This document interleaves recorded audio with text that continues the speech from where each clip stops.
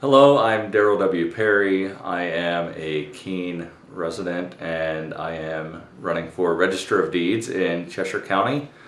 I am running as a Libertarian, assuming that the LP gets on the ballot, which they should.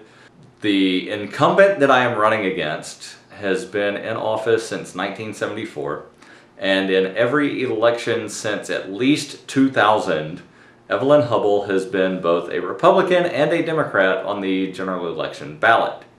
She files as a Republican, wins the Democratic Party primary as a write-in candidate. I intend to seek the support of voters who affiliate themselves with the Democratic Party and either get myself to be the write-in or convince the Democratic Party to not run a candidate. Because if there's no candidate on the Democratic Party ballot line, then it's just me and Evelyn Hubbell on the general election ballot, her listed as the Republican, me as the Libertarian. Then I actually have a legitimate chance to win this seat.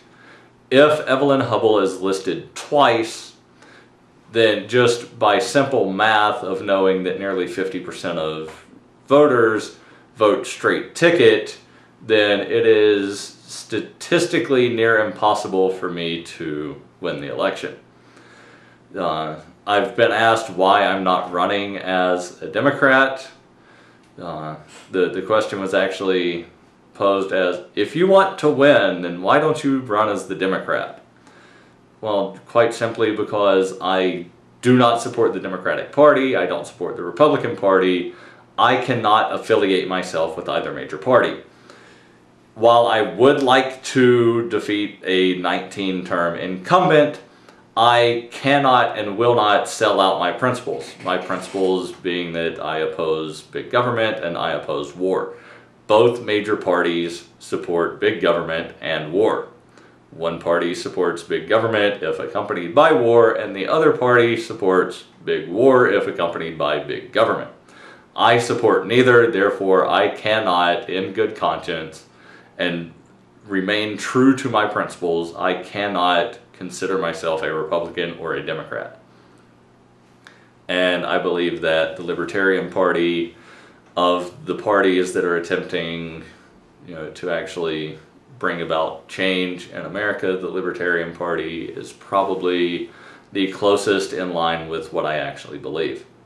The total office of Register of Deeds has a budget of $350,000 per year, which is, it's complete government waste. And, we need to save taxpayers' money. Everything that government does could be handled more efficiently by private companies. And that's what I'm really hoping to do. And even if I don't win this election, at least getting people to think about the fact that, there's a government monopoly over, handling of paperwork on who legitimately owns property. And the fact that you have to pay property tax means that you don't legitimately own the property, the government does.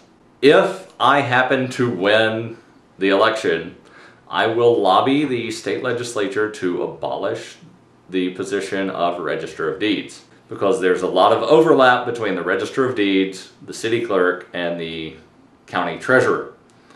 So what is currently done by the Register of Deeds could very easily be handled by either the city clerk or the county treasurer, or both, because like I say, there's overlap. So it's not that I don't think that property should be registered. Because there are legitimate reasons for having documentation of who legitimately owns property. I just don't think that someone should be paid $54,000 a year to oversee an office that then has to submit the information separately to the county treasurer. And a lot of stuff, is already being filed with the city clerks. So city clerks could very easily take over the duties of Register of Deeds. If elected, in addition to seeking to abolish the position of Register of Deeds, I have made my intentions known that I will return at least half of the salary to the county treasurer on the condition that the county treasurer donate at least half of my salary to the charity of my choice, or charities of my choice.